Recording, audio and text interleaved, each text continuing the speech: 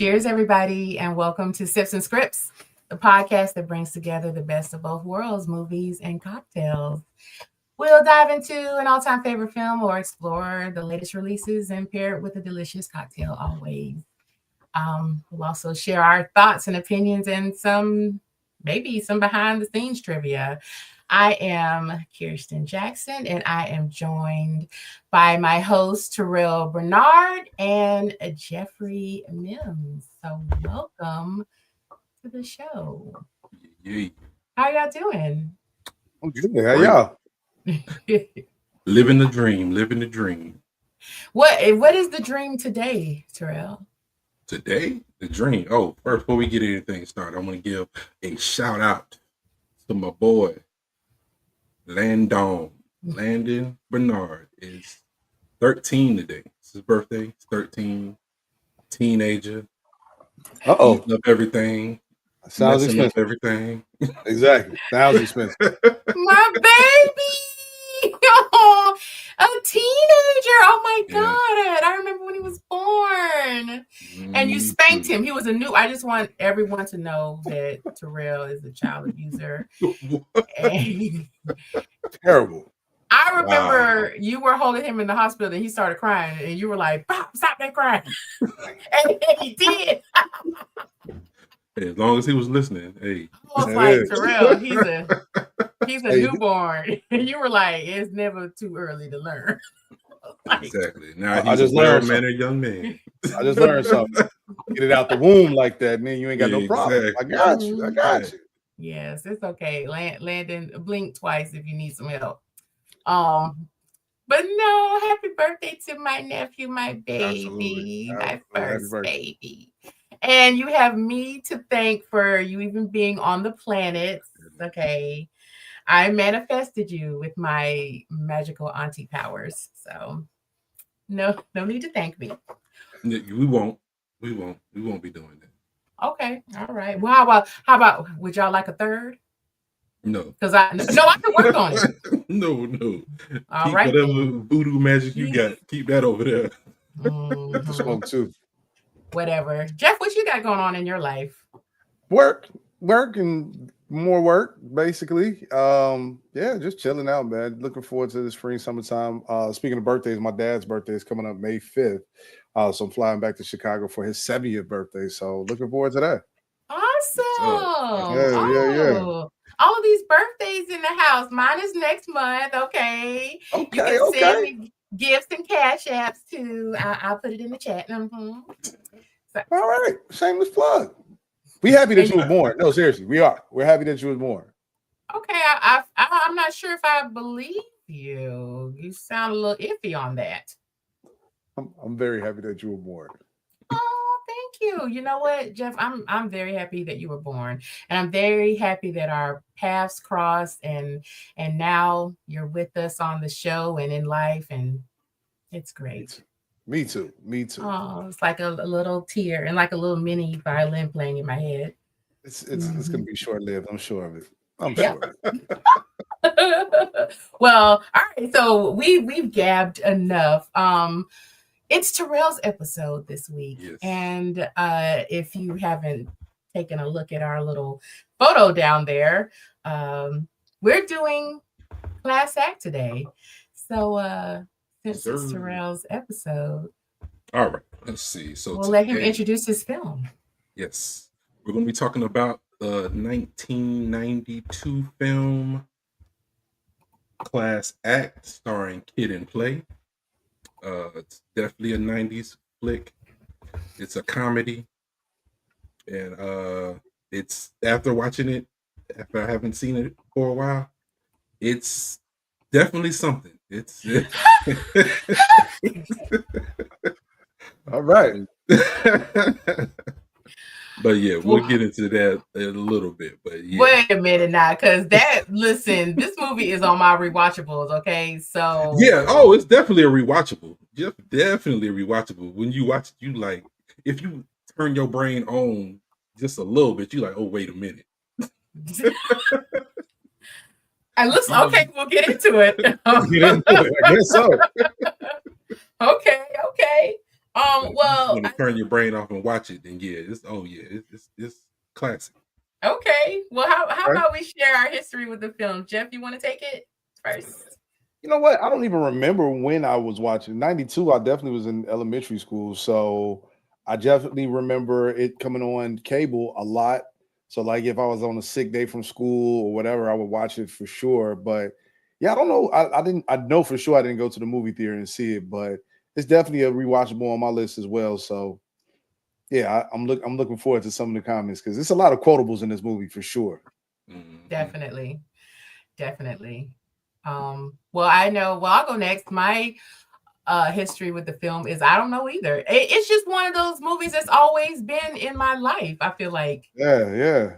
And being a Kid and Play fan as a kid, it was just natural that I was gonna watch it.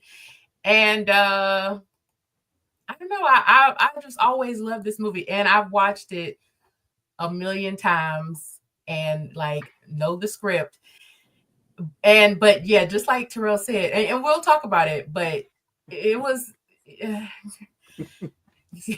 there are some things.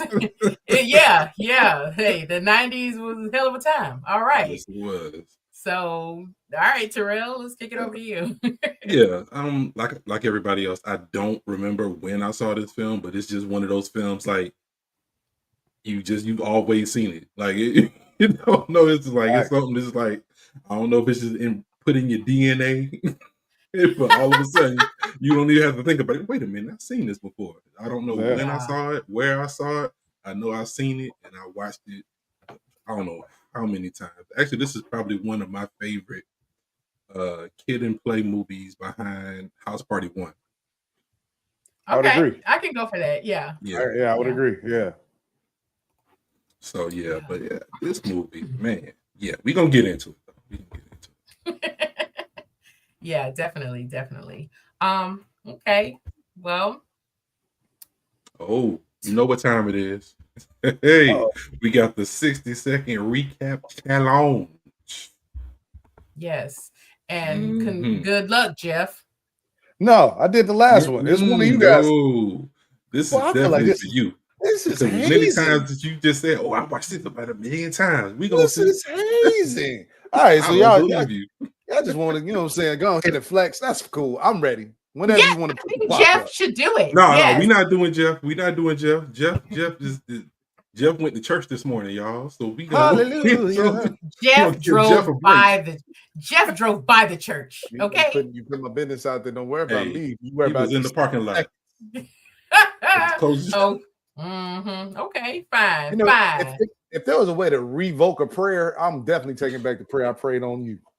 Jesus, take that one. Scratch it off the list, please. Don't listen to him, Lord. He's not real bad. Not pull the prayer back. Hey, stick that back. Let me renege on that prayer real quick. Because you're a re-nigga. You right. Oh, wow. Anyway, fine. I'll put 60 seconds on the clock. I eat this recap. Go for it. We gonna see. All right. Okay. So, all right. Count me in. 3, 2, 1. Okay. So Class Act, 1992 film starring Kid and Play. And so it is about two guys. One is seen as a nerd, and the other one is seen as like a street-wise gang, whatever. And so some like they're both in high school there, but they look like adults. And that's always like a weird thing in the Kid and Play movies. But okay, anyway, so they switch places. Somehow their files get mixed up, and then the nerd gets sent to the delinquent class, and the delinquent gets sent to the nerd class, and it's just like their hijinks, and it's like a romp of all of the things that complicate their lives when they switch places. But we also get them to open up and get out of their comfort zone and break some stereotypes. And so that's cool. And then they get kidnapped in the end, and that's your time. That is time. And how often do you say you watch this movie? I've seen it a bunch. Well, if you were ever gonna pitch content to Netflix or like a network or major picture, I would definitely recommend not to. Maybe want to do somebody else to do that. That synopsis was a little rough. That was a fine synopsis of the film. You went from the beginning to the very end. He was like, the end. But now I see why Terrell said turn your brain off. So we needed to turn our brain off to hear the synopsis. I got it. I got it. Okay. All right. Now that's just dirty. Okay. Okay. All right. Okay. You know what? Let's. It's time for a cocktail because y'all not gonna mistreat me. Okay. No, we're gonna hold you down. We're gonna hold you down. Yeah, really? Is that what? Yeah, y'all are holding me down. But it's okay. It's okay. What we sipping on? We are going to do a cocktail called Kids Kool-Aid Punch. Nice. Okay, I like the name. I hope it's for 21 and older. As somebody that works for a liquor brand, I always have to remind people to drink responsibly and legally. The legal drinking age of 21. Kids, we do not want you to try this. When we say this is a cocktail, name Kids Punch. We're not talking about real Kids Punch, right? Good job. Good job. No, yeah, actually, Jeff, I am. But it's actually made out of kids. I mean, God. This is turning way left. All right. Thank you for the disclaimer. Okay, we are going to make a Kids Kool-Aid Punch. Kid as in the name of the actor and not school-age children. Thank See you, what you did there. Nobody in this movie was school-age whatsoever. Nobody. At all. Damn it all. But you know what? But that is a thing in Kid and Play. The Kid and Playaverse. The Kid and Playverse? The Kid and Playaverse. Yes. So we are going to make this Kids Kool-Aid Punch a fruity, vibrant drink inspired by Christopher Kidd Reid's signature fade. High top fade. Okay? Nice. So we are going to start. We're going to put some ice in our shaker. And we are going to need 2 ounces of vodka. And today we're using Purity vodka. And I'm using the citron flavor blend, whatever. Woo! All right. So we are going to use, shut your mouth, Jeff. Good question. What does citron mean? What does that mean? It's like a citrus flavor. So it's like really citrus flavor. Okay. Lemon and all that good stuff. So we're going to use... So it's not just one citrus fruit. It's like a blend of... Quit trying to make me do a synopsis and description of what I'm trying to understand. I might want to go get some citron. Okay. But no, it's... Yeah, definitely. Citrus, yep. So we've got 2 ounces of our citrus vodka. And we're going to do 3 ounces of some Tropical Punch Kool-Aid, which I made in a little cup before we got started. So we need 3 ounces of that. How do you make a cup of Kool-Aid? Because I had the powder. I didn't use the packet. Yes. Interesting. Okay. Yes. Very interesting. You see how dark it was, right, Terrell? Yeah. Like vampire blood. Children listening at home, I did not make it out of vampire blood or little kid blood, okay? You just said it was made out of kids. Jeff wants me to make kids punch made with parts of little kids. How did I know it was going to have Kool-Aid in it then? Ghetto. All right, Moon. And an ounce of pineapple juice. And we are using our Ready Steady Classic Dole. Put that in our shaker. And let's see. And some lime juice. 1/2 ounce of lime juice. And yes, fresh is always best, but sometimes we don't have fresh. So here we go. We're going to use our trusty bottle of real lime. for half an ounce. All right, so we got that measured out. And now we have everything in our shake, sonora. Now we shake. The Bow Wow. You just don't know. I don't even know why Lil Bow Wow is still Harlem shaking. I look, hey, I wasn't gonna judge you, not in your face at least. You don't like my Harlem Shake? I haven't seen it, and I don't wanna. All right. So we are going to use a highball glass. Highball glass because, I mean, high top fade, duh. And we are going to fill it with I like the details, Kirsten. I like it. It's supposed to be themed, ain't it? Yeah. So, yeah. All right. And then we're going to give a good pour. And it's a beautiful red color. But we're not going to fill it all the way because we're going to top it with a little lemon lime soda. And of course, we're going to use Red Eye Big Daddy Sprite. And give it a splash of that. And not my screensaver coming on. And we're going to top it with a lime wedge right in the top.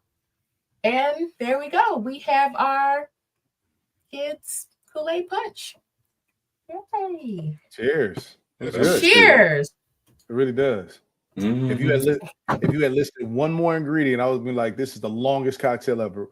And then we're gonna add 6 more ingredients. The juice is gonna be spilling out the cup. And then next we'll add 6 more ice cubes. No, just you know what? Look, ever since y'all two grew out your beards and just like overpower me with the facial hair, I feel like y'all gang up on me real bad. I'm sorry. That's all right. I was concerned about the list of ingredients. You was like, oh, like you forgot one. There was only 5 ingredients. 5 ingredients, guys. So it's very easy to make. Do not listen to these bozos. It was a very easy cocktail. Okay. And it's delicious. And it looks delicious. It does. I want to try it. It's very good. Very good. All right. Well, Terrell, you know what? Yes, how about a technical summary of our film? It's all you, player. Knock 'em dead. Perfect. All right. So this film, Class Act, was directed by Randall Miller, and starring Kid and Play. Released June 5th. 1992, distributed by Warner Brothers. The budget was $7.5 million estimated, and the box office was $13.2. So a successful Kid and Play film. I think all their films were successful, except those ones where they would strike the video, that fake House Party 4, 5, and 6. But we're not gonna talk about that. But this one stars, like I said, Kid and Play, Karen Parsons from Fresh Prince of Bel-Air fame. You got Thomas Michael Ford from Martin fame. Rest in peace. Yes, rest in peace. Dougie Doug from Cool Runnings fame. Loretta Devine, everybody's mama. From everything fame. The quintessential mama of all mamas. This is true. And Misha Taylor from Designing Women. Designing Women fame. And the mannequin movies and Designing Women. Yeah. I only know from Designing Women. And actually, I thought he was the guy from Ghostbusters at first. I was like, is that the guy from Ghostbusters? Dude, he does not. Dude. I was like, I saw the hair. It's the high top fade. I think everybody had a little box going on. Yeah, in the early 90s. Have that signature slope thing. Like, I forgot that they cut Blade's hair when he left, and I was like, they cut it like that, bro. It's a movie. Come on. Like I said, there's so many things in this movie. If you think about it, you'd be like, okay, this movie doesn't work at all. I'm surprised at the budget. It's so cute. Yeah, that was a lot for back then. It was. Yeah. I didn't even think about that. Yeah. Oh, Terrell, I'm sorry. This was also, and I didn't know that this is a fact that I didn't know. This is an urban retelling of Mark Twain's The Prince and the Pauper. Yeah. Really? No idea. Mhm. That was Never knew news Yeah. that to either. me. Yeah, because it just seemed like it was just some silly movie, but no, they got it. The source material from Mark Twain of all people. But you know what? Really, all movies are like remakes of something like Shakespearean or like something like that. Like, Mhm. if you really think about it, Yeah, there's no really any new stories to tell. yeah, it's most They movies add are little like, twists and little extras to it, but it's mm-hmm, a basic story. yeah, totally. And Definitely. this Well, was that, but it's still entertaining. I will say that it's still an entertaining film. I agree. Still enjoy the film. I just when I looked at it, I was like, huh. There's no way this not would ever happen in any school. I don't care what year it is. listen, it's a lot, but also simultaneously not enough. And it this it's fun, okay? And Yeah, it sometimes is you just fun. have Yeah, fun. It just yeah. it's Like I fun. said, turn your brain off and just sit back and enjoy. Pop you some popcorn.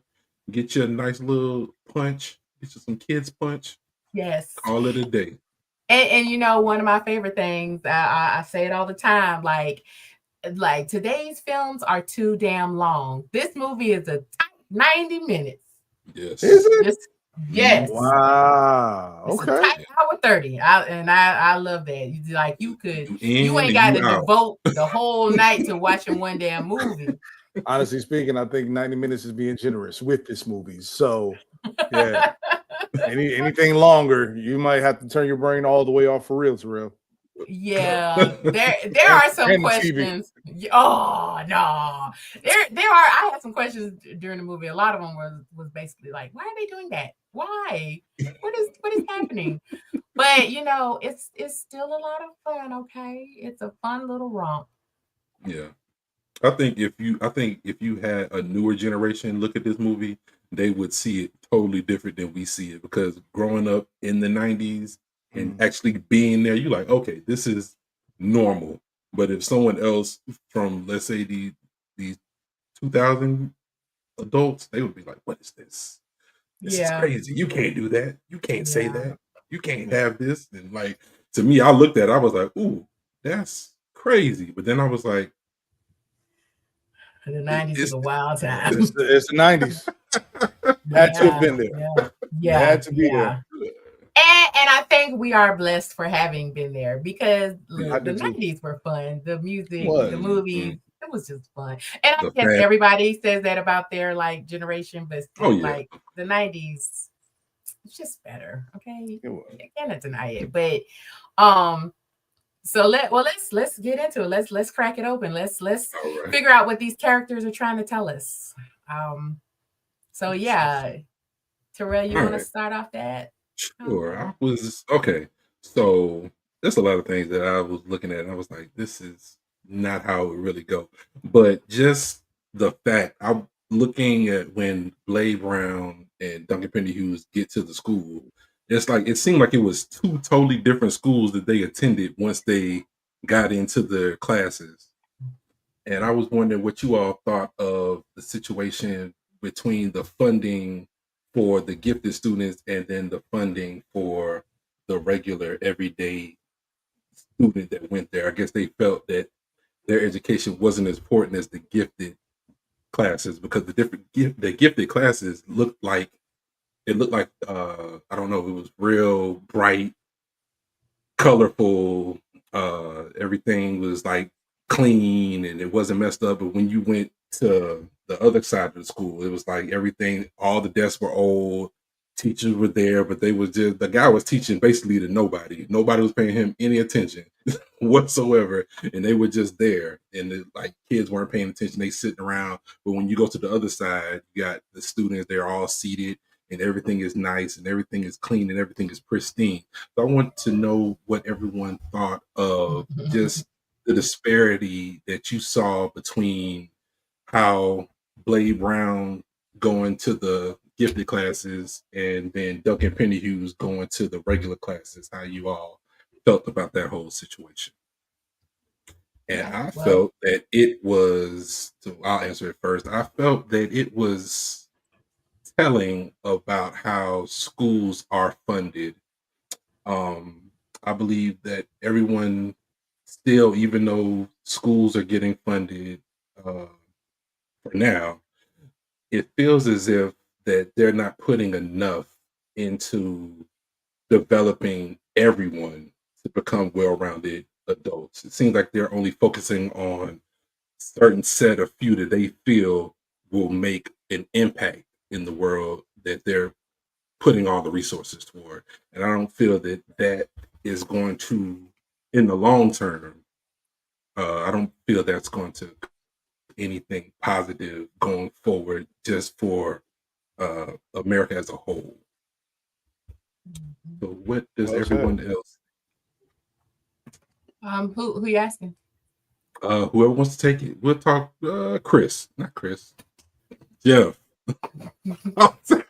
No, I was Oh, thinking about something else. I was thinking about something. think my kid, Christopher Reid. I'm Chris. Yeah.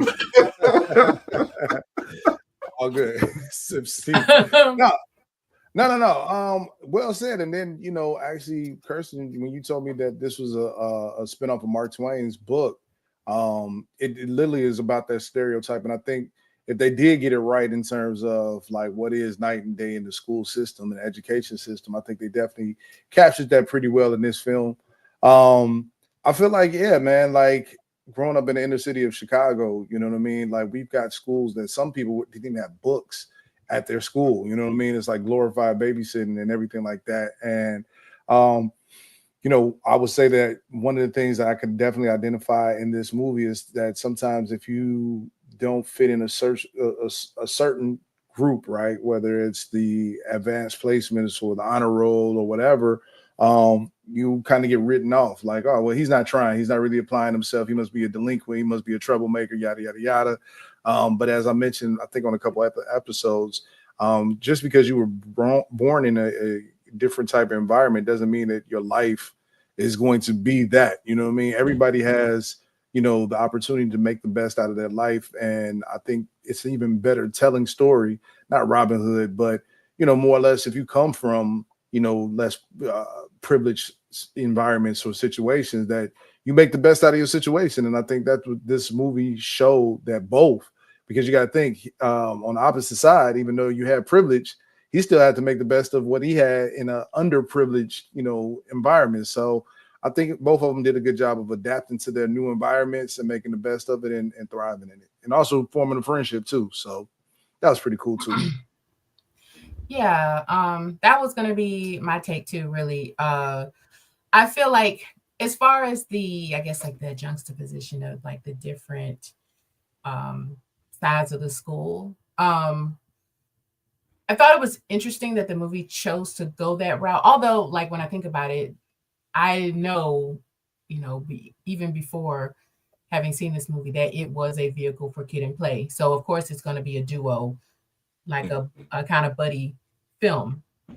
Um, so usually usually when it comes to like an inner city kid or inner city school, excuse me, and I'm speaking with like limited knowledge of that because I'm not from the inner city, but you are really expecting those smart kids to be bussed out of there, or but it was interesting that they were kept at the school, but they just kind of like split the school in two and put them in this very like the paint was lavender and it was bright but soft, and like the whole Music was playing.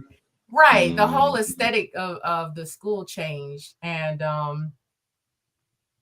it was like very jarring, I would imagine, like for the character to like go from this like torn up school and then like all of a sudden it's like it looked like those movies where somebody walks into the afterlife, like Mhm. like everything's bright and it's like so I thought that was pretty cool, but it also made me think of like how if this movie was for one star instead of like this duo, we could have seen a very one-sided thing, like, Duncan being dropped off in this urban jungle and having to navigate it.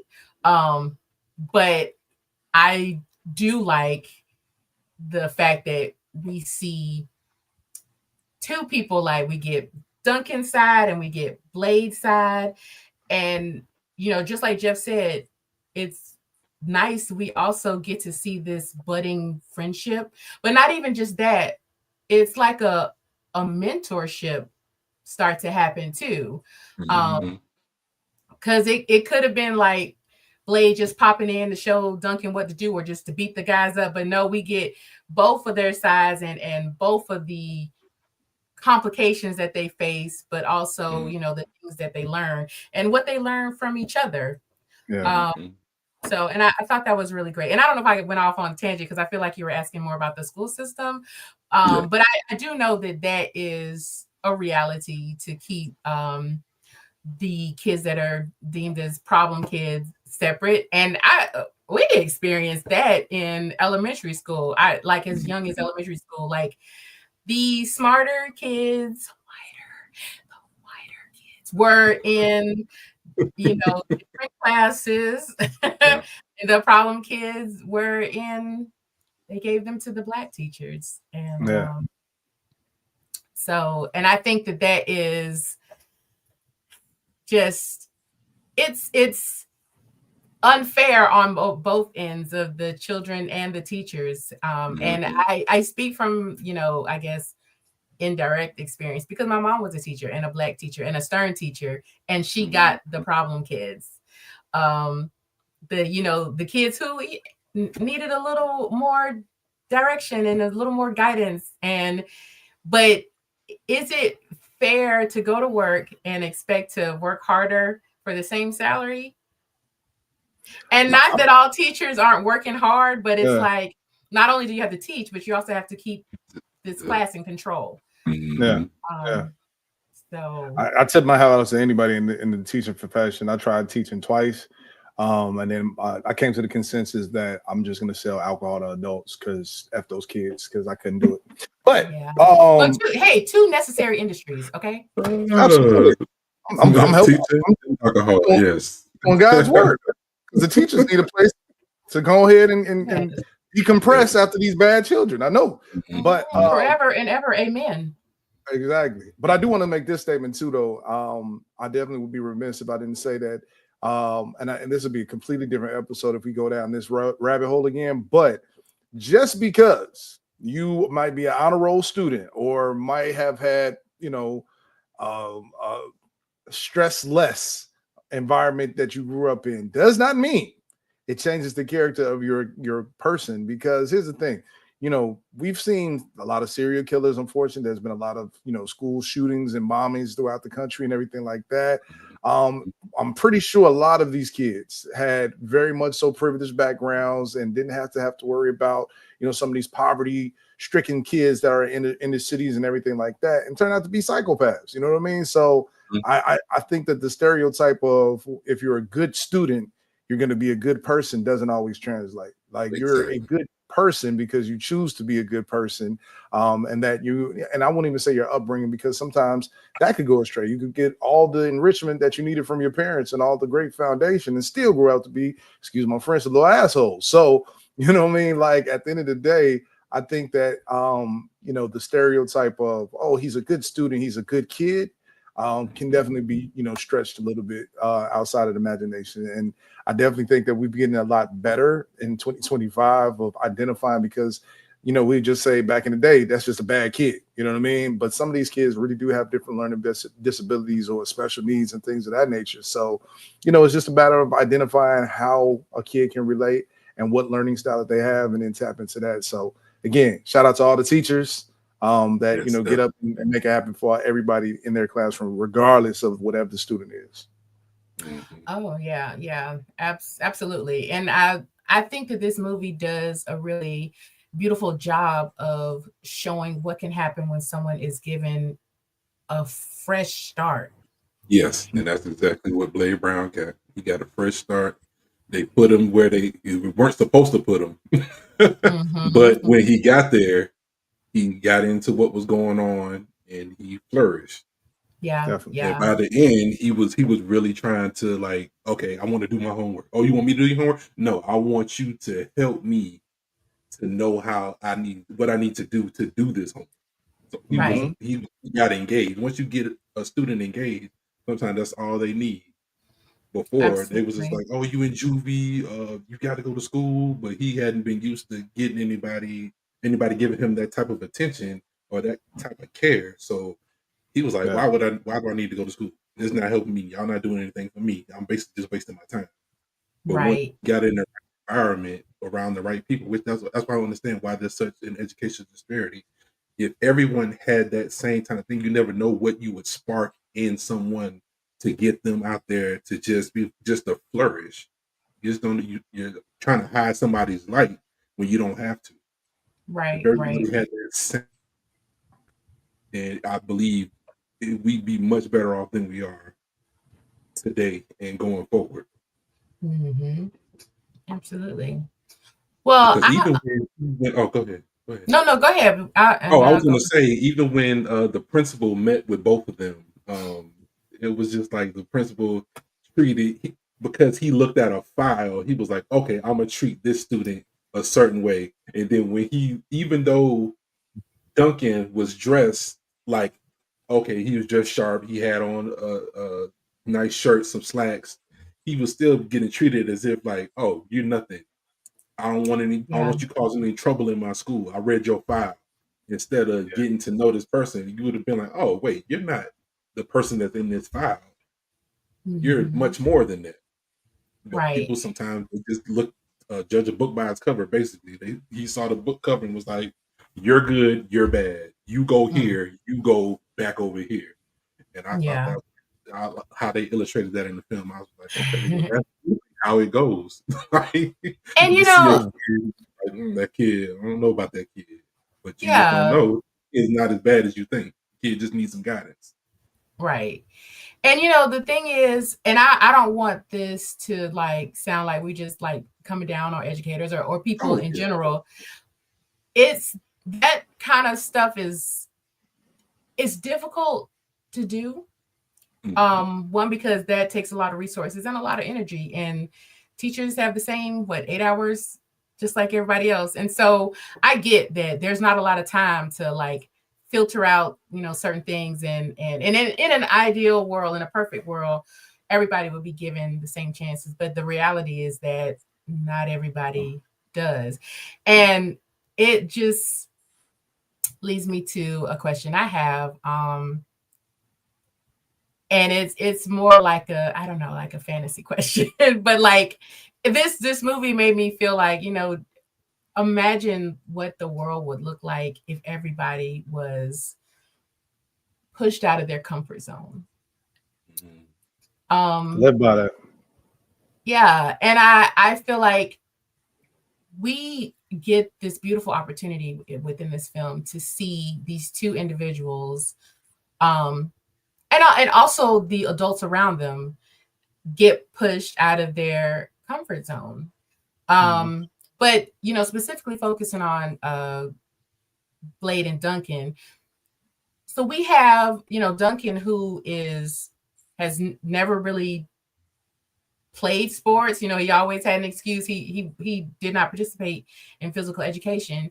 But once the gym teacher is forced to interact with him, because he's in this class now, it unlocked this special skill he had, and he became a star because of it. And I feel like, and we've all heard the stories of people in sports or whatever, where it like just took one person to kind of unlock something inside of them that they might not have even known that they had. Like Duncan didn't know that he could do that.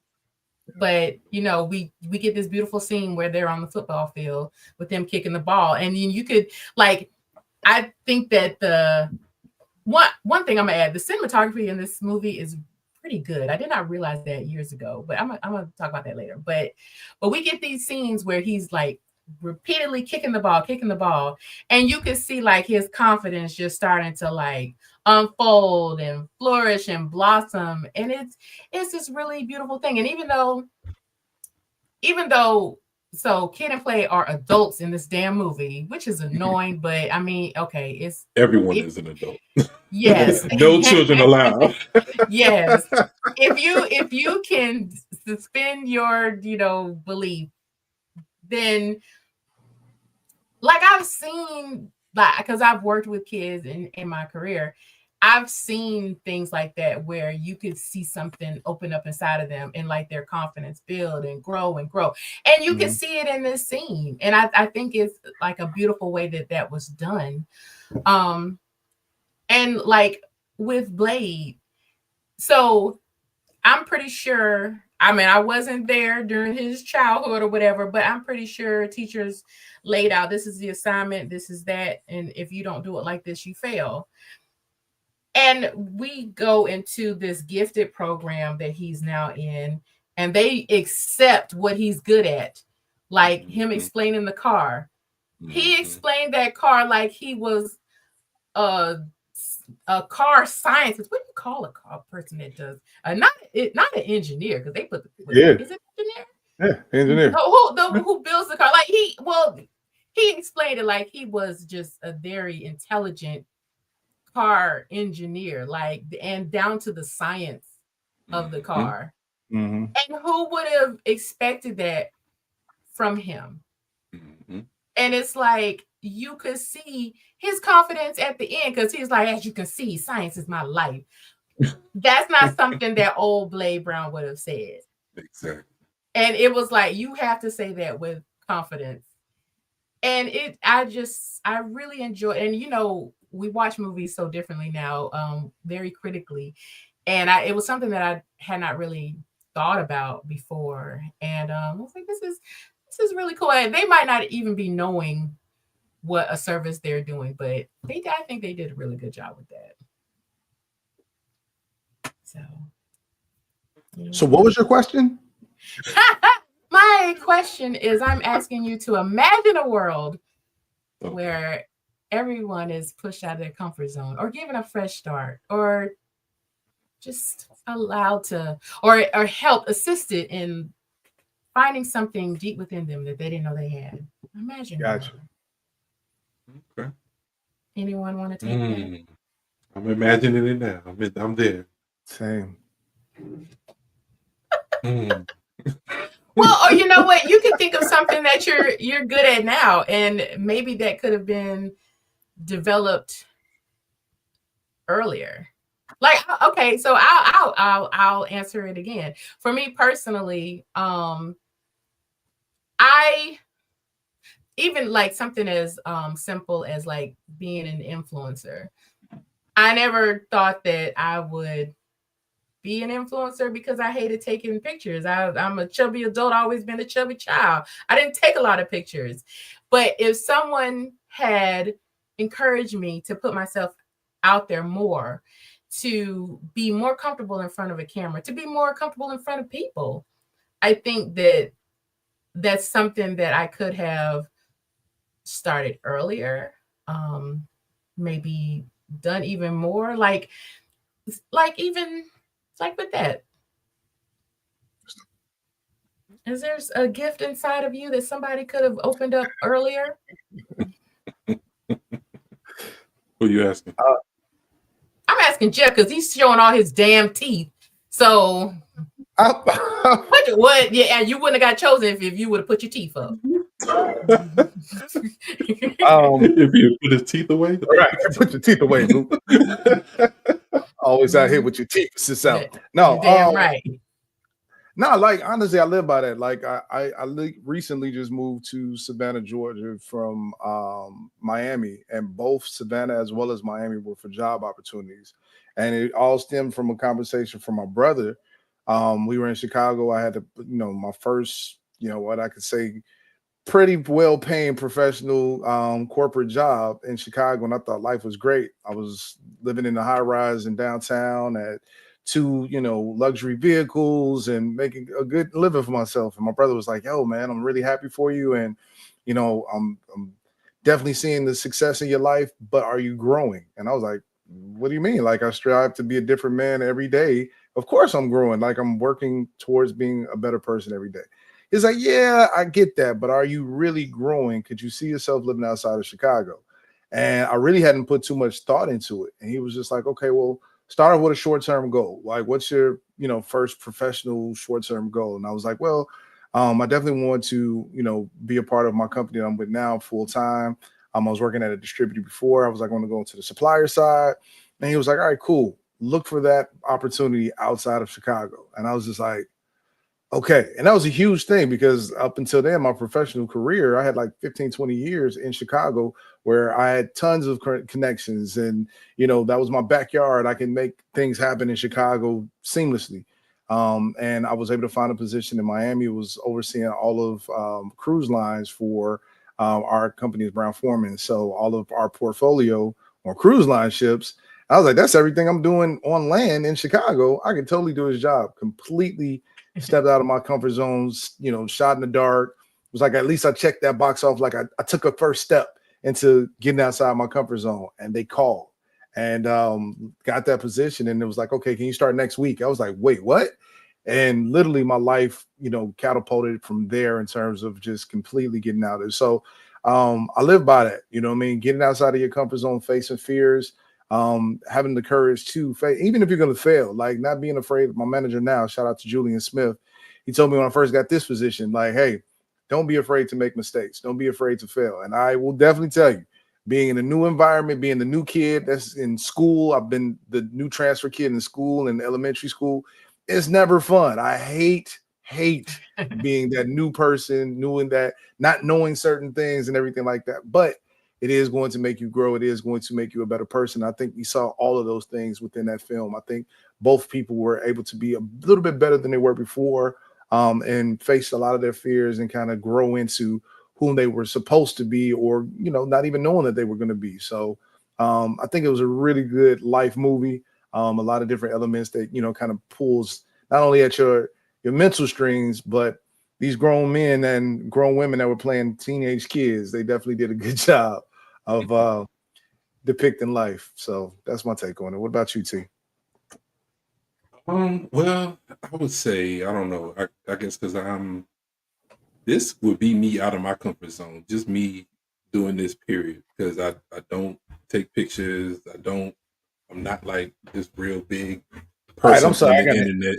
I got to interrupt both of y'all. Both of y'all are photogenic. All this, I don't like to take picture stuff. You got your beard looking luxurious, and you got your little juices and berries going. You always got a fresh lining. Cousin Kirsten, you got on this beautiful top, hair looking nice and laid.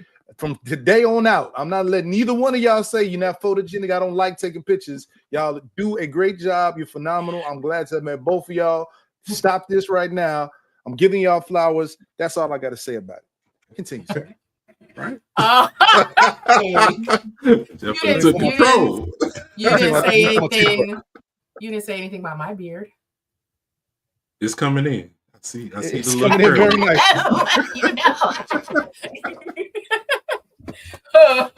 Anyway, thank you, Jeff. That was kind. Weird. No, sometimes kind. you need to hear that. Sometimes, yeah. Oh, shut up, Terrell. You needed to hear that you're beautiful. You are beautiful, Terrell. Okay, I didn't say all that. You know what I'm saying? No digging on that. No, men can call other men beautiful, but you're very dapper, brother. You're looking sharp. Appreciate that, brother. Yes, sir. Well, But no, I mean, I don't know. Certain things that I'm like, okay, I wish I was more efficient in that. But I don't know. I don't like to step out of my comfort zone. And I believe that does, shut up. I believe that does hold me back at times. In times that I have stepped out, sometimes it went well. Other times it didn't go as well as I thought, but it was always a learning experience. And I don't know. One day, probably today, have that courage. Well, I tell you this, like, speaking of like preconceived notions, like my mom will like watch our podcast. I'll show her episodes and is that Terrell? talking so good. Who knew? Who knew he was so smart? Like, okay. You're not surprised at Terrell. But yeah, she's always very shocked at how well you do. And I'm like, Terrell would never know, dummy. But you know, it is new for you. Like you it's not like you to be like front center, here's what I think. But you're doing an amazing job. And absolutely. And I can't take credit for that. You stepped out of the box yourself. Like when we started this podcast, it was your idea to start a podcast.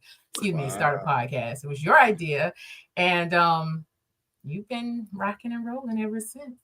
And I'm proud of you. And I think your beard is luxurious too, just like Jeff does. Man, new barber, gorgeous actually. Got it right. Did you take my babies for their party? Party is as soon as I close the laptop. Did you take my babies for their haircuts? Yeah, of course. Okay. Well, you know, one haircut, the other one, you know, he's still rocking braids. Yeah, because he got that good hair. Oh God, there's no such thing. But anyway, he got Indian in his family. I know his mama and his daddy. He don't. All right, but yeah. Well, Jeff, do you have a question for us? Yeah. You know, I always talk about the quotables in this. What was your favorite quotables from this movie? Because I got like 3 of them, but I'll kick it off to you, Kirsty. What's some of your quotables from the movie? So okay, my favorite quotables in this movie come from probably from Dougie Doug's character. Like, what the hell happened to him? I used to think he was so funny. And I remember he had that show with Flex. It was like only lasted for a season, but that show was so funny. Like, and then in the Cool Runnings. Yeah. He had a run. Yes. He had a run. But yeah, when he was talking about throwing up, I'm about to throw up good cream of wheat and the stuff he was gonna throw up would make you throw up. It's like, did you eat that? And yeah, he and him like picking on what was the bully's name? Damn it. What was his name? Yeah. Damn. But anyway, Dougie Doug gave some funny, and Duncan's character too. Like, because would I be fly on the plane to New York?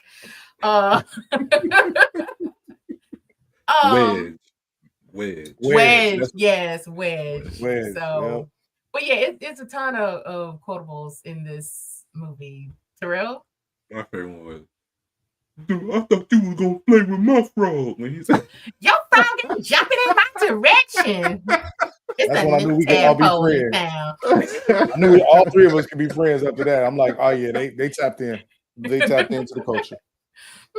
Oh man, because when he said that, I was like, it was like he's the bully, but nobody really respects him as the bully. They know like he'll beat me up, but I'm still gonna say what I'm gonna say. Yeah. He was the worst bully. He was just the most ineffective bully out. But I mean, okay. Jeff, what are your requotables? Yeah, no, definitely. You know, I thought you was gonna play with my frog, but like you said, Dougie Doug's character was hilarious. Popsicle, like literally the fact that he was always with a lollipop, that was hilarious. But he captured that 90s essence, you know what I mean? Like the way he spoke and everything like that was just like the 90s. Like, you know, don't do drugs just whack. You know what I mean? Like all of those things. He definitely was a dope sidekick. And you got to think about it, like in a Kid and Play movie, they're like you said, are the buddy, you know, friendships on screen, but to be the sidekick of the buddies was kind of cool too. So I think his character was definitely one of my favorites for sure. And then you know, like you said, just the dialogue between Kid and Play in terms of like a proper speaking kid versus a hood kid and teaching them things like you're deaf. And he was just like, I think Blade Brown is the biggest. Yeah, it was just crazy. You know what I mean? So, Joe, yeah. and when he was like, not the gold one, my husband. I thought that was hilarious when I first saw it. No, the one that got me was the this is JC Penney, top of the line. I said, oh yeah, that's hilarious. Hilarious. Yeah. Oh man. Yeah, it's and even Holly Shore's character, like with him with that Wait, he came out of nowhere. I forgot he was in the film. When he popped back up, I was like, oh I never forgot. Yeah, he was in here because he's just known for just making weird noises and looking crazy. Like, that's exactly what he did, and he fucking delivered. He did. He did. Like, dude, you came up, you rolled up on them looking and acting like a stoner, asking them to perform at an anti-drug rally. And it was like, huh? What? Right. Exactly. So, that's one thing I did like about that they did throw in little messages. Like, oh, it was the 90s. You got anti-drug to. messages and, you know, the anti-bullying stuff. And like, it was like, it was stuff they sprinkled it in. They tried to let it be a little bit known, because some stuff like I was like, some stuff they was letting fly. I was like, what y'all doing? Like, okay, well, drug dealer at school. Yeah, well, it was the inner city. Yeah, you have to have you have to have a drug dealer if you're doing an inner city movie. Slow down. Those are the rules. I don't make the rules, Jeff. That is definitely a stereotype as well, because we know drug dealers. You know what I mean? Unfortunately. But you know, it wasn't always like how sometimes Hollywood depicts inner city schools. Of course, it's not like dangerous. What was the movie with Michelle Pfeiffer? What was it? Dangerous Minds. Dangerous Minds. Mm-hmm. It wasn't like that. It's not like The Principal. It's not like some of these other ones. You know what I mean? Like that's dramatization. Look, let me tell you about your country cousins here. Me and Terrell. Look, we watched. I believe it all. I believe it. We watched Lean on Me when we were kids, and we were like, "Fuck that! We dropping out in middle school. We ain't going to high school." That was my first experience with high school, was Lean on Me, and when I saw the first 3 minutes of I was like, when they was like, "What happened to the jungle?" I was like, "Not me." Yes, when they were bashing that teacher. When they were bashing that teacher's head, I was, oh no, that's too wild for me. I'll be homeschooled, even if I got to homeschool myself. Hell no. But don't get me wrong, there's schools out there like that, but it's not like all of them. We thought all high schools were like that, and that was just a high school thing. Like, if you ain't getting beat up or stabbed, or like, man, what y'all doing over here? Learning and stuff. We were gonna do middle school, and then we were gonna go work on a farm. That was gonna be it. High school was out, but you know, we made it. We did all right. Yeah, man. Well, oh my God, what were you talking about, Jeff? We just completely changed. Portables. No, that was it. Everybody went around portables. We all went around. But yeah, but I love this movie. I've seen it so many times, and I would like, it's one of those that I would watch back to back, like starting it over at the end and just watch it back, because you could like just walk away and go do something and come right back. And yeah, let's talk about the Demeter character real quick. Demeter, I loved her. One, okay, and it goes without saying, she's fucking gorgeous. She's gorgeous. And even though her and Wedge looked alike, I thought, but I was like, that's weird, but okay. They did. So you think Wedge was gorgeous? Yeah, exactly. No. He was on the opposite end of gorgeousness. But no, she was absolutely stunning. And I was thinking, I was like, wow, that was an interesting choice, in the 90s, for them to have like a dark-skinned woman be cast in that role. But I was like, but it is also kind of typical, because I think they were following that old school rule where a light-skinned person got to be with a dark-skinned person, and a dark-skinned person got to be with a light-skinned person. So, and it was interesting watching that, like their two love interests being entirely different like that. But one thing I do wish that this film would have done a little more, and maybe I'm asking too much from a 90s comedy romp, but I wish that we could have developed Demeter's character a little more. because we get the scene where she takes him to the wax museum and she's like, I designed that. And then it's like, okay. So as the audience, we're like, oh, okay, well, she ain't just a pretty face. She ain't no dummy. And then she goes right back into the character of being just his ratchet a little bit. Yeah. And I was like, I wish we could have gotten a little more and, you know, show her, I don't know, maybe flex some skills, like, and maybe, You was definitely expecting too much. The movie turned into Scooby-Doo at the end. So we got real any movie Scooby-Doo. that turns into Scooby-Doo at the end, I wasn't expecting too much. And the biggest question in my mind was, after they rescued Duncan, why didn't everybody just take their asses home? Why did they go to the wax museum? They were like, I know where we could go. I was like, yeah, go home and then to the wax museum. Then the movie will be over. I guess for the tight 90, we had to get a wax museum. And then the wax museum scene didn't even make no sense. It was just foolishness. And I know we did a comedic finale. I get it, but it was just like, why are you doing that? But okay. It's the 90s. That's like, anything that happened in this movie, you be like, why did that happen? It's the 90s. Yeah. That's the answer. Yeah. It was stuff like that. Then also the Duncan's bike needing that big ass banana seat. What? It was a lot of what the hells. But, yeah. But still a fun time. Still a fun time. Like, you in high school, it don't matter what grade you in. That's a nice car. The Blade Brown had. That's a nice vehicle you had with the hydraulics. So, like, what do you? And your mama didn't look like she was gonna fund any of it. Right. What do you do, sir? Makes me ask even more so, what did Blade Brown go to juvenile in the first place? Yeah. Because he got released in the beginning of the movie. What did he go to jail for? We don't know. And how that car didn't get impounded or whatever. I mean, what did he go to jail for? And it was also interesting, like when they got him out and they were like, we need you to testify against, what was his name? Mink. Yeah. I was expecting him to be like, no snitch. But he was like, all righty. He had already turned his life around by then. He was like, I'm on the straight and narrow. Who need to go to jail? Brought him some coffee in front of a jail cell full of people in there. Like, we want you to turn state and be a snitch. And he was like, I'm not coming back here. So if I am snitch, y'all ain't never got to worry about seeing me again. Yeah. I was okay. Yeah. That's something you ask him in a private room, not in front of everybody.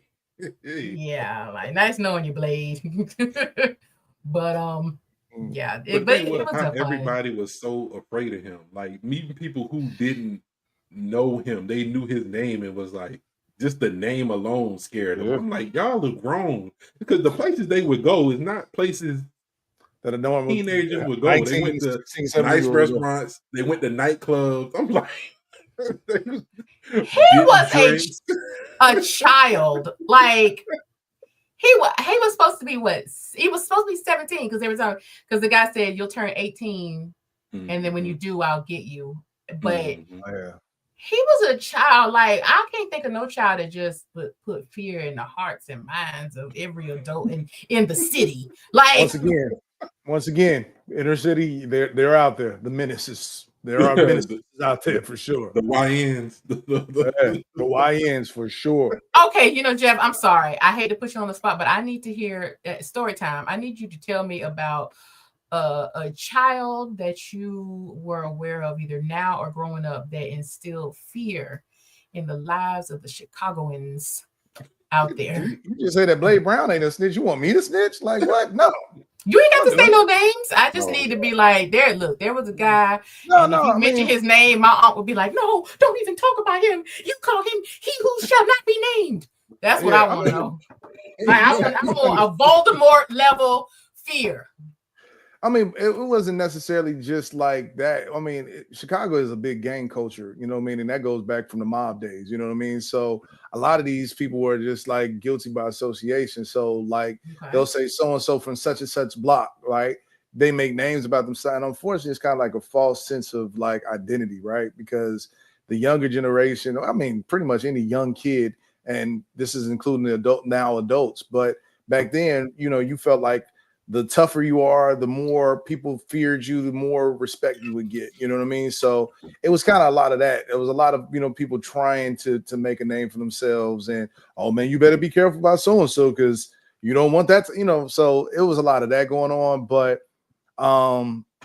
again, you know what I mean? Sometimes it's a little fake, you know, foolishness going on. I mean, you see it still in the music now. So like the Little Durks and the, you know, Pooh Shiesties and things of that nature, like those were younger demographics, younger, you know, quote unquote children, you know what I mean, that, you know, were coming from some poverty-stricken areas or some high crime areas and everything like that. So their street rep, you know what I mean, was the one that kind of preceded them. So people start talking about, you know, so-and-so off of 63rd or so-and-so off the 9 or so-and-so off of this, you know.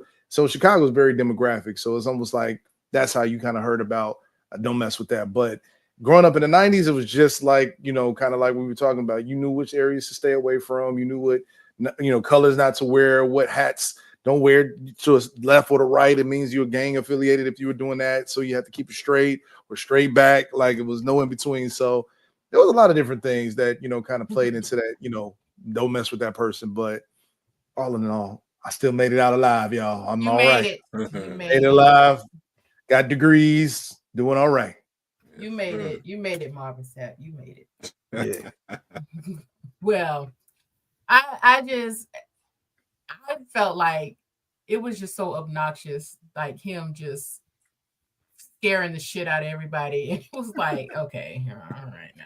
Yeah, everybody can get their ass kicked now. Okay. But the thing is he was so feared even when he was Duncan Penderhugh's as Blade Brown. People like, did people never see Blade Brown? Was he just that? Was the name just that strong where you didn't even have never seen him before, but just hear the name? Heard about like, you. Wait a minute. That's what I mean. Like your reputation precedes you, so it's almost like I heard about him. I don't want no smoke. Yeah. Right. I mean, but it's crazy. Like, so did they send him to a different school that wasn't in his neighborhood? Because it was like, no, he was a kid, but only adults knew him. And nobody at the school knew him. And they were like, hey, this is not Blade anymore. This is Duncan. He wasn't going to school. Remember, he kept ditching school, and they were saying that he never went to school. So he was in the streets. I mean, that's but none of them kids knew who he was. No next door neighbors, no nothing. He was like, I ain't never been to school. I mean, it's far fetched now. This story is not believable. But on any level. I mean, like nobody knew who you were. Nobody. And then if I would have seen Duncan Penderhughes, I'd be like, no way. I don't care what you say. I don't care what y'all trying to make me believe. That's not him. Yeah. You can put him on whatever bicycle you want. That right. Him. I know a Blade Brown when I see one. That is not Blade Brown. Yeah. Well, good. Well, any final thoughts? Oh, you know what? I answered my own question. I want to talk about the cinematography. So one thing I did not realize in this movie was how well some of those scenes were. Like I mentioned earlier, the football kicking scene, I thought that was great. Also the scenes in the nightclub where they show like an overhead of everybody dancing. I thought that was done really well. And then also one of my favorite scenes, and it's simple, but I just like the way it looked. Like when Dougie Doug's character Popsicle was on the phone with his uncle. And it was like all of the phone booths were there and the phones were hanging down. I was like, oh, that's pretty cool. It's like a really cool urban looking scene. I was like, okay, I like that. And then the camera spin at the end when everybody's kissing, everyone's made up. that was really cool too. So, but you know, the 90s were good for those kind of like scenes like that. So, but that's my final thought. You guys have any final thoughts? Who you want to do? No final thoughts. I'm gonna save mine for the best, worst, weirdest, because there was Okay. some weirdness going on in this film. All right. All right. We want to address before we get out of here. I was just gonna say, was this the last film, like in terms of movies outside of Major Payne, that we saw a beautiful Karen Parsons? Because it was really dope to see her actually, you know, basically outside of Fresh Prince that we knew her for Hillary, but Major Payne and this movie Class Act was the two times that you got a chance to see, oh no, this is Karen Parsons, not Hillary, the character she's playing. You know what I mean? So it was like, and she did a really good job. You know what I mean? Even though it was kind of Hillary-esque because she played a, you know, like a smarter kid and all that, but she did a good job. And I was like, man, was she only in 2 other films in the 90s? Like, just made me think. Yeah, I don't remember her having a very extensive like acting career, but the roles that she did play were pretty memorable. And she's like cute as a button. And I do like how, yeah, you know, in Fresh Prince, and then in this movie, she was playing a rich kid, but one was dumb and one was smart because Hillary was dumb as hell. Yes, and but she, you know, was playing a smart girl, and I think she did a really good job. She is one of those I feel like that, you know, plays to her strengths, like hoity-toity rich girl is what she does well, and she delivers. Yeah. So, you guys ready to go into best, worst, weirdest before we get out of here? Yeah, let's get it. All right, Jeff, show them how it's done. All right, so the best part, I think we already captured that. Like, they did a really good job of, you know, capturing 2 different people from 2 different sides of the fence, if you will, having to adapt in their scenarios, and then making the best out of that scenario too, and becoming better people in the end. I would say the worst outside of the casting that we talked about was just, you know, those negative, you know, stereotypes that, you know, Terrell, you said it as well about, you know, judging the book by its cover. Like, don't write off people because they're in whatever socio class that you think they are. If they're poor, if they're, you know, somebody that you feel that is not the smartest or anything like that, that doesn't mean that you get the right to, you know, treat them however. So I think the worst part was, you know, the fact that there was so much bullying and that people were kind of like staying on their side of the fence of like, oh, you're a dumb kid. Oh, you're the smart kids. I don't mess with them or whatever. And, you know, on a personal note, you know, when I was in high school, I never liked bullies, you know what I mean? And I would show love to any and everybody. So I would sit at the table with quote unquote the nerds, and I would sit at, you know, the table with the jocks and everything. I get along with anybody, you know what I mean? Doesn't matter what color skin either. So and I would take up for those. That's not surprising because you're like that now, Jeff. Yeah. That's just who I am. Anybody mess with y'all, I want to smoke. What's happening? You know what I mean? But yeah, you know what I mean? I feel like, you know, they could have done a better job of, you know, kind of like bridging some of those gaps, even though it was. But we, you know, I guess the worst part is that we never know if Wedge developed into a better person, right? Like, it's easy to write him off. It's easy to write him off, but you know what I mean? Like, clearly he had a lot of issues. You know what I mean? Like, what happened to that character? Like, you know, at the end of the movie, you know, he goes to jail, but, you know, you don't even think about, like, to your point, you got an adult that was really forcing him to sell drugs and be his henchman and blah, blah, blah, blah. So it's like he didn't even get a chance to really, you know, live his life because, you know, you got a older influence that kind of had him by the collar and was making him do whatever he wanted to do. Now he's got to live the rest of his life in jail. So it's kind of like, man, we great development of other characters and showing the, you know, adapting of, you know, different environments. But, you know, I think you said about Demeter, I think that we could have definitely figured out what happened to Wedge afterwards as well. Everybody lived happily ever after but him. Oh, justice for Wedge. Oh, that's so sweet. Man, he's still dumb as a box of rocks, but I mean, you know, hey, we're gonna have to find something. He could find him a nice little construction job. Could have got him, you know, a little trade, something. You don't know if Wedge had talents deep within. He could have been the next scholar. You probably are right. Just needed somebody to unlock his true potential.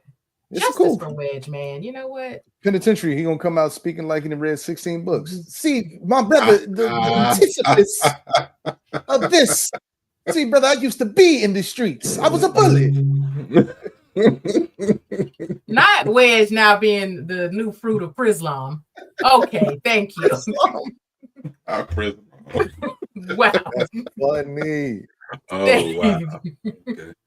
Well, okay, Terrell, you're up, buddy. All Well, right, or you want me to go? best You want to? No, I'll go. Okay. All right, best part of this film was I enjoyed the cast, even though everyone was too old to play it. But I also see why they couldn't have them outside of high school, because it wouldn't work if they were in college. It wouldn't work if they were fully grown adults out of college, really living a regular life. The only way it could work is if they were in high school, even though they didn't put them in any type of high school situations other than actually being at the school, because every other place they went was for grown up. Every place they went, it was like they didn't. You ain't see them like at like a diner somewhere. They went to a nightclub. You didn't see them just like when they went out. Where did they go? Like even They went her out to some curating. fancy ass restaurant. Yeah, the restaurant was fancy. I was like, okay, y'all got money like that? Okay. Yeah, it was. Yeah. And then the worst part of the film was also one of the best parts of the film. I didn't like that they had these. It's not even like you were like, okay, they were in between. Like, okay, y'all just finished with high school. Like these kids, they was 30, mortgages, kids at home. they was doing some things. I was like, especially Wedge. Wedge was like, bro, how many times you been in this grave, bro? Facts. Because you heard Popsicle, he was like, I've been here 6 years. Like, just being in high school for 6 years is crazy. Yeah. Diabolical. Definitely. So yeah, that was the weird part, just how old they were, even though that was also one of the best parts for me. And the weird part for me was that all the grown-ups coming on to these high schoolers was insane. Absolutely. I forgot about that, and it was on my damn list to talk about because that shit was disgusting. I was like, what is going on? Like from the teacher in the gifted class, the secretary, she was like, "Ooh, jailbait." I was like, what is going on at this school? And then the gentleman that was sitting outside of Demita's place, I used to date her. Why? Why, old man sitting here on the couch outside? She was a child. Sir. Yeah, you should be in jail, sir. Yeah, and like, but the worst was that damn teacher. Like, what? Oh, she was going Rhea Perlman. Yeah, that. Ooh, yeah, that was a lot. I was like, what is going on? She's like caressing and rubbing the. I'm like, what is? And whatever note she gave him, I don't know what it said, but it was enough to make Blade be like, so that was a lot. No, that was a lot. I saw that. I was like, why is this happening? It's like nobody really, they didn't really address it. They just was like, they just said it or did it, and then that was it. 90s was a wild time. Indeed. Indeed. All right. Well, the best for me, just this movie is a lot of fun. If you don't take it seriously, it's just fun. And I remember like growing up, it was always fun to know that a new Kid and Play movie was coming out. We loved them. And I don't know why. I mean, they were cool, but I don't know why. We just love them so much. Don't ask me why. So that was the best. It's just a fun time. It was also good to see baby Karen Parsons and Loretta Devine again. Well, that wild ass hair. I don't know what that was, but It's good to see Tommy again. It was good to see Dougie Romance on the Doug. fifth floor. Yes, him too. Like all these people. I mean, we know where Rhea Perlman is, but like I'm gonna look up where Dougie Doug is now because he should have had a better career than he did. Yeah. So the worst about this film is it's a lot of it's a lot of unbelievable stuff, like choices that were made. But I guess it's to push the movie forward. I get it, and like I said, if you don't take the movie too seriously, then you can just disregard all that. Yeah. I would say the weirdest. Well, another worst. Like I said earlier, I really wish that we would have gotten a little more from the girls' characters, especially Jamita, because I didn't understand why it was even important to add that scene about her designing the Conan the Barbarian photo, because you didn't do anything with that. Only thing that led us to know was that she worked at the museum and she had keys so they could go in there when he was getting kidnapped. She had the keys. So yeah, but the weirdest, I would say, like, yeah, the weirdest for me was that whole fear thing. Like, Blade Brown and all of his 17 years really incited fear in that city. And they lucky he turned over a new leaf. Yeah. And in a year, he was accepted into their version of Harvard. That whole, what was it, Harvard University? Yeah, I was like, and I was like, now listen, I believe in the potential of children, I do. But in a year, he got accepted to Harvard? fake Harvard. Come on now. Now, okay, but okay, all right. You heard what his major was? Extracurriculars. Yeah. What? Okay, all right. Look, let's just roll the credits now. You've done what you got to do. So that's my best worst weirdest. Let's flip on into happy hour. Terrell, who from the movie, what character would you have a drink with? And they ain't kids, obviously. So yeah, they can. Everybody there can drink times two. Yes. Let's see. I'm going to have a drink with Mink. I'm gonna have a drink with Mink. I want to see what's going on, bro. Why you pushing these drugs in our community? Yeah. Why you not trying to do anything better? You got your nice suit on. You do something else, brother. Yeah. Okay. Help out the community. Get some after school programs going. Okay. Mink's after school daycare. All right. Mink's after school care with Mink. All right, Jeff. I think I'm gonna have Jeff is a graduate of Mink's after school care, though, so you can't talk bad about that program. Exactly. I survived. I got off the couch. I did something with my life. No, I will have a drink with two characters that have not been explained or actually shown in the movie. Where were Karen Parsons and Danita's parents? We saw Blade Brown's parent. We saw Duncan Penderhugh's parent. But where, like, they were sitting on the front porch of Karen Parsons' house. Where were her parents? And when you went to pick up at Danita's house, where were her parents? I think that was her dad that came down the stairs and she slammed the door on him. And he yeah. Okay, it was her dad. Okay, yeah, to see who that was. Then definitely Karen Parsons' parents then, because I want to know where the hell they are. I guess in Europe somewhere. You know how probably. I guess for Kid and Play, that like they don't stray too far from the original script, because that scene was very house party-esque. Very much so. Very much so. Yeah. Because it was like almost like literally the same scene of when when the two girls were leaving. Yeah. Mm-hmm. Yeah. So hey, when you find what works, do that. I'm gonna drink with Wedge, man, because Wedge needed. And also, it wasn't until Jeff pointed out, hashtag justice for Wedge. Wedge might have been a great person, but he was thrown into the drug life and they didn't even give him a full shirt. So not one time. He didn't even get a full shirt. So justice. Yeah. justice for Wedge, man. There we go. So, all right. Well, we got any final thoughts before we head out? Nah, fun movie.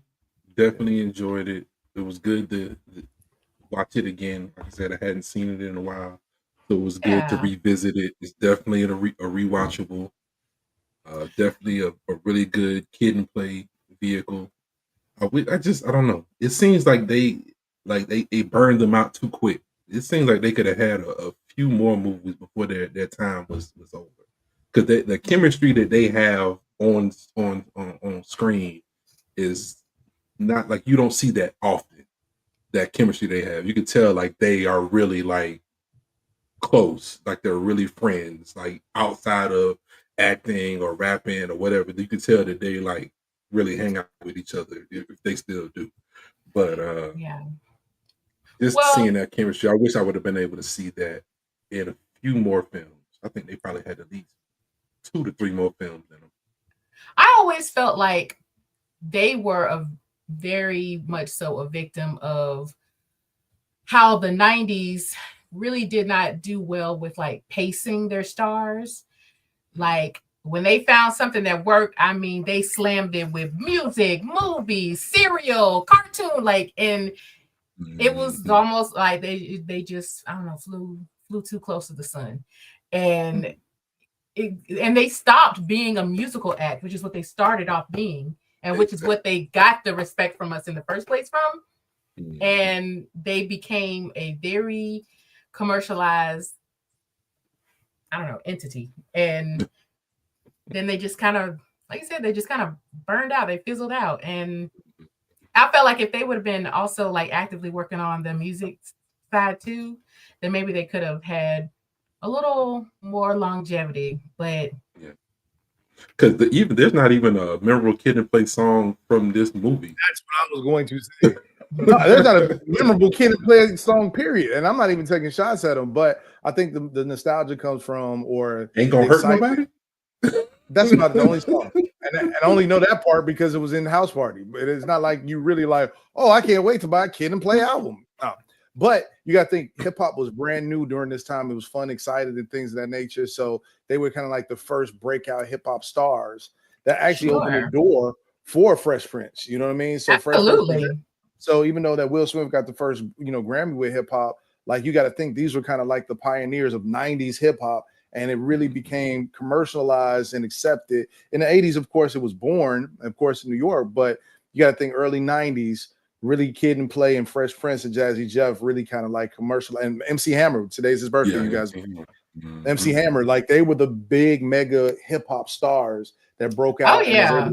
You know what I mean? So like Terrell said, my top 2 favorite, House Party 1 and Class Act, was a good Kid and Play movie. I think they're much better actors. I enjoy them better as actors than I did rappers, but that's my 2 cents. I thought, okay, yeah, lyrically, okay, but their music was just so fun. Yeah, it was fun. Yeah. It was fun. I mean, you're not gonna get those conscious lyrics like some rappers, but they were a lot of fun. And I feel like back then, like those artists that you named, people or execs were running to capitalize on that, and I think they overdid it. Yeah. Like Hammer. I think they did the same thing with Hammer. They absolutely did the same cookie cutter. Yep. Yes. Because Hammer had the cartoon, the cereal, on all the soundtracks, popping up here, popping up there. It was like the Hammer. Oh, the Hammer doll. You had the Hammer doll. I did have the Hammer doll. Oh my God. We could have been playing dolls all this time. Probably not. My dad saw that and was like, "You're not playing with this doll no more." Cool. I was like, "Oh man, it's an action figure, Dad." It was. I was like, no. Well, but yeah, I did have the Hammer doll, and it's like when you and no disrespect, I mean, because anybody would love to be like, oh, somebody come at you and be like, I'm gonna make you a star, but it's like they lost the respect of their core audience. Yeah. Once they went on that trajectory, and it's like, That's when they start saying, "Oh, they sold out. They sold out." Yeah. I mean, they got paid, and I'm sure and anybody would have jumped at that chance. Like exactly. People love to be like, no, I'll stay true to my. No, you do. Just like common sense. Common sense was like, once common sense got a good check. You don't hear Common rhyming like that no more. Common like, if I'm not rhyming for a Grammy or an Oscar, I'm not rhyming. That's it. There it is. So, all right, guys. Well, what a good show. Thank you so much. I love this movie. But we want to thank everyone for tuning in with us today. We had a great time discussing Class Act, and we hope you enjoy listening to our thoughts and insights. And if you want to know more about it, you can head over to our website, sipsandscriptspodcast.com, or follow us on Instagram or Facebook. We would love to hear from you. But until next time, cheers. Cheers. Bye.